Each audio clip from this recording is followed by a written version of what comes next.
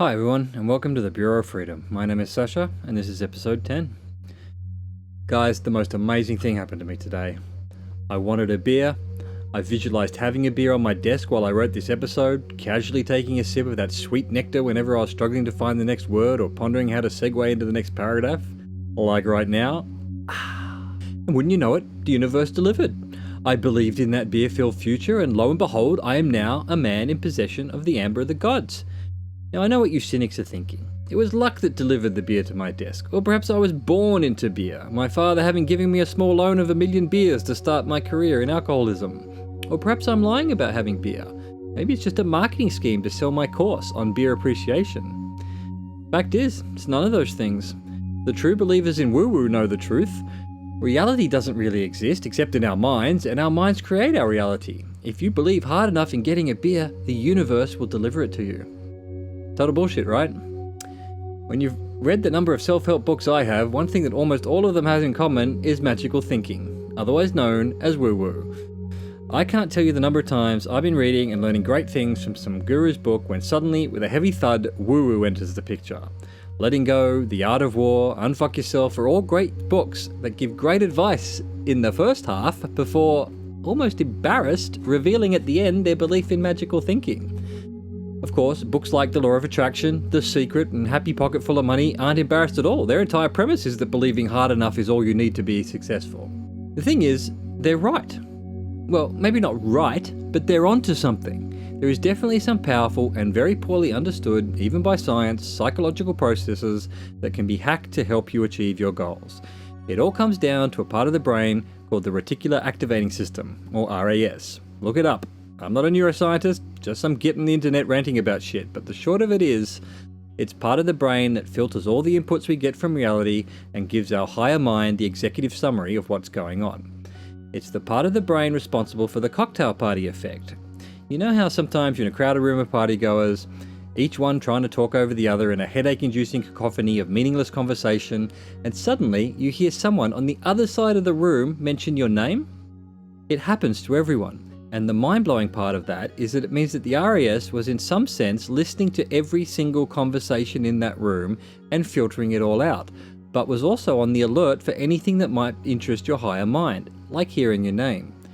It's truly scary to think about.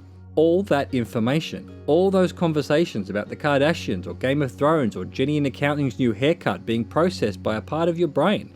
And it's sitting there going, nope, no interest, nope, that's rubbish. Oh shit, that was my name. Better let the boss upstairs know someone is talking about us. Crazy, but amazing, crazily amazing. It's the same part of the brain that when you decide you're interested in buying a Volkswagen, suddenly you see them everywhere. Your higher brain starts thinking, this is so weird. Why is everyone suddenly driving Volkswagens? They weren't before I decided I wanted one. The higher brain is an idiot. It doesn't understand what the RAS is doing day in, day out. Those Volkswagens were already everywhere. It's just that the RAS hadn't been given the instructions to look out for them. It's like an extremely competent assistant. You tell it to look out for Volkswagen information and it starts passing it through. Meanwhile, any sightings of Mercedes or Toyotas is just thrown in the bin. Not understanding that our mind, our consciousness, isn't getting the full picture of reality is what leads to woo-woo thinking. Oh, isn't it amazing that once I started thinking wholeheartedly about being successful in business, the universe started providing me with opportunities and like-minded people to help me succeed?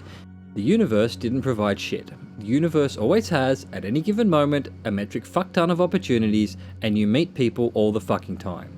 If you're given the message to the RAS that you're interested in becoming wealthy, or free, or popular, or whatever the fuck it is you're interested in, then it starts filtering through items of interest.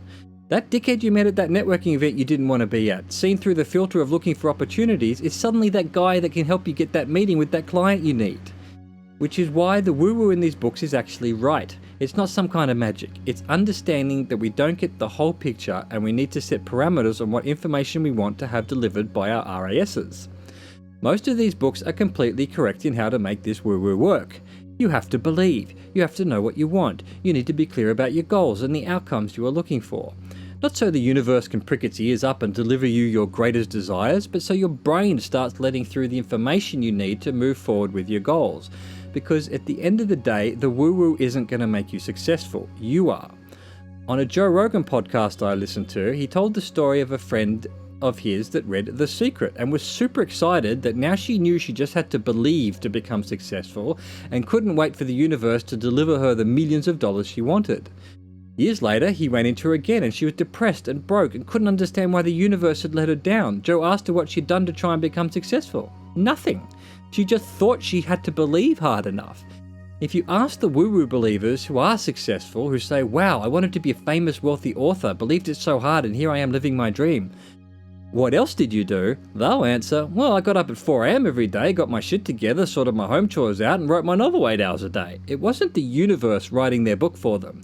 You still need to do the work, but the visualization and the belief is what helped that person get up every day and stay motivated to do the work necessary to achieve their goals.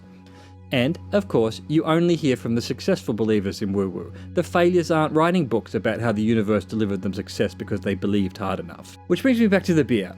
It's true I wanted beer. It's true that I believed that if I was clear in my head about my goal to get beer, that the universe would deliver me the beer. Because once I knew that goal clearly, I could filter the information coming in from reality and focus on the items that took me closer to my goal. So I left the house rather than stay in and play a computer game. I went to the store rather than the beach. I went to the aisle that held the beer rather than the produce section. I picked up the case of beer rather than the wine next to it. I took it to the counter to pay rather than being a thief and dashing out the front. I took the beer home rather than throwing the beer bottles at that fucking motorcyclist who was making so much noise.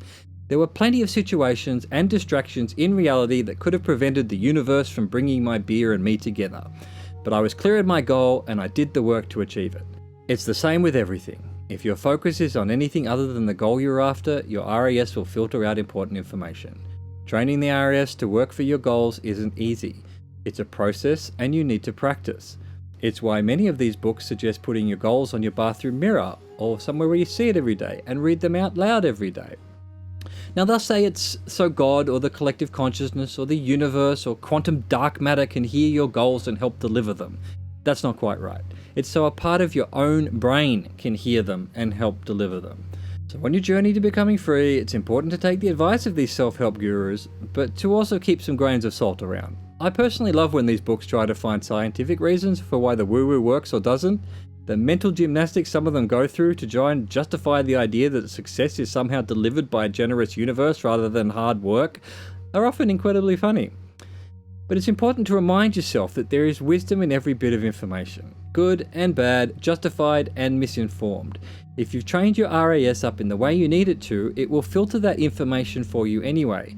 When reading the next self-help book you come across, perhaps the woo-woo about inserting crystals into your various orifices will be left by the wayside, and the practical exercises about visualizing your future success will make it through. Or maybe you'll just be happy the universe delivered you a beer just in time for you to write a rant on your blog.